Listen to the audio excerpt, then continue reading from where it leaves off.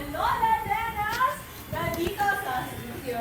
Hi! I'm so excited, Mama James. Kaya naman sa mga kapatid natin dyan, bangon na at sabay ng aming paagahan kasi for sure, mapapa-hashtag. Craving satisfied ka? Once na masubukan itong mga produktong dala ng Lola Nenas, mga all-time favorite ko na yung merienda na pa-top anytime of the day. All-time favorite din yung content nila sa social media. Sobra! Yes! Diba? Bukod sa winner ng gawa at lasang Pinoy, panalo rin ang marketing strategy ng Lola Nenas na talaga namang kinagdiliwan at kumatok sa mga netizens. Trending sila always trending. Yay! At para matikman natin itong kanilang mga donuts, siopaw, taco, at marami pang iba. Ready na?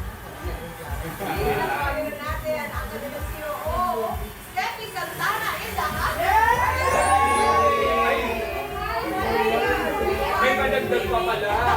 Yan ang surprise. May padagdag pa pala si Stevie. Hindi pa pala sa pato.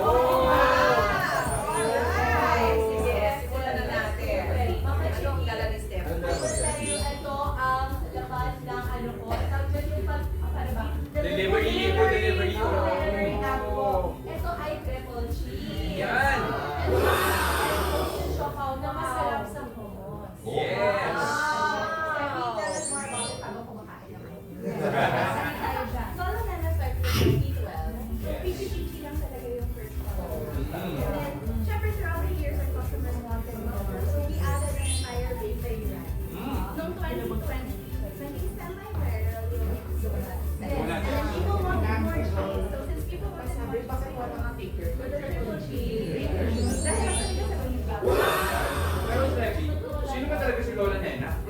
Lola Nena is actually my great grand. Ayun. So, nung umpisahan namin ng dad and mom ko yung Lola Nenas, wala pa siyang logo. So, iniisip namin, what are we gonna name our store? Na gusto natin feeling ng nostalgic, may warmth, may care, and who else? Our Lola. Of course. Ang cute no, Lola Nena, very traditional, pero ang mga nagpapatakbo sa mga millennial at mga Gen Z. Mami ko, hindi ko lang ako nila. Akala ko ba sasagasaan niya na Oo.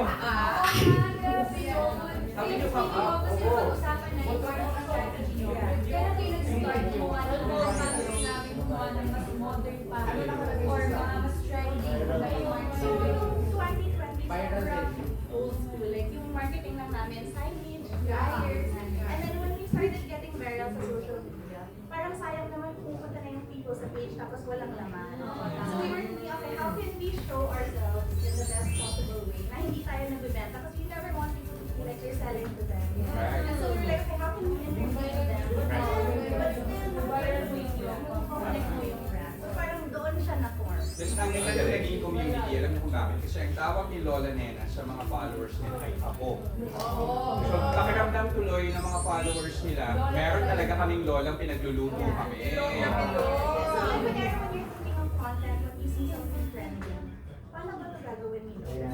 Paano ba ito ni Lola? So the audience, so ang sarap makita and makausap yung community.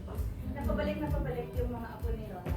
Steffi, can I tell you, I see something here. Can you explain to me? Psalm 119, 107. Yan. Ano siya? So, this is Lord, you're the light of my life. That's the light of my earth. And medyo important for us to have this as a guide. Where we want to go as a company. We're not just a company that serves people. We are a company that also helps people. Sobrang important. If you see our content, 90% of our content has our people. So, sila ang stars. Sila ang stars. Parang wala man kami influencers that really, but we have our staff na sila talaga yung ambassadors ng brand. Actually, you're starting a trend. Ang dami sa ibang negosyo, ginagawa na rin nila ang content at nilang videos ay yung kanilang mga empleyado. Kasi parang learning ko na is the actual people. Ano makikilala mo kung sino sila. Steffi, I want to talk about kasi nabanggit mo nga alam. Pagdating ng 2020, grabe yung growth ng Lola Nena. So, if you started, ilang branches kayo nag-start at kailan kayo So in 2020, we have 5. Mm. And then today, we have a grand opening tomorrow in SM North. And Tama-tama. 30th. Wow!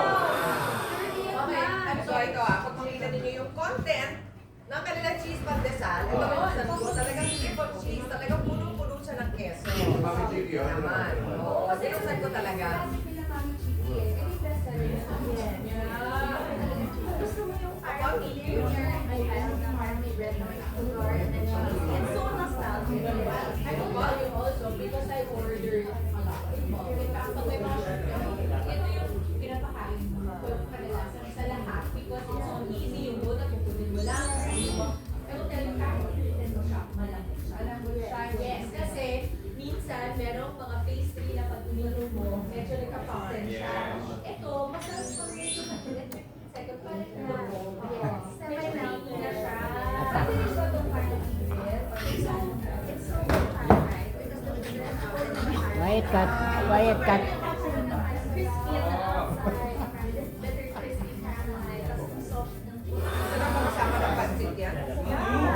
Actually, one of our best sellers, this is 58 pesos. Wow! Pancit and shop. Huwag mo namang i-reveal kasi yan yung pinakain ko sa staff ng birthday. Ang sarap yan! Sarap yan. Sobrang sarap. Oh, yung sarap Oo, naman yan. nalaman namin. Tsaka ito, this is crispy na, crispy bagnet. So actually, it's nice to keep this in your freezer kasi every time gusto mo magluto mo lang tonight, initin mo lang, i-fry mo lang siya sa pan with no oil. Kasi crispy na. Yeah, so we have full brew. We also have a full coffee line in our store. We have cold, we have hot brew. Tapos meron din yung mga special like kape ni Lola, which is our breakfast of mocha. And then we have pastillas latte. When we open our Cavite branch, the special drink called pastillas latte, na caramel milk. Wow! Nabanggit mo na yung Cavite, ano yung pinakamalayo ninyong branch? Sa north, malayo ang Tarlac. Tarlac. And then sa south, pinakamalayo ang Calamba. Hopefully, we can open And alam mo, dati kasi, nung konti pa yung branches na nagpapa-deliver ka sa akin. Minsan out of delivery area ka. So alam ko to, dahil dati pa, from time na ako. So, ang mangyayari, sasabihin ko sa makeup artist ko, kung dyan ka sa QC nakatira, please. Pakidaanan. Alam mo, sasabihin ko sa'yo kung saan ako nag-order sa Las Piñas. Ah, diba? Pang ilan niyo yun? Maybe that was our 14th. Kasi yun na meron, diba? So, buksan malapit doon. Ngayon hindi, available na. Alam mo, Steffi, kanina nabanggit mo nga na you don't have influencers to promote. Pero alam mo, tingin mo, ang pinakaisa sa mga strength din ng Lola Nenas kasi ang mangyayari, basically yung story ko ha, dati, may nagpadala after the COVID ng Lola Nenas. So, ang sarap nito. So, hinanap ko na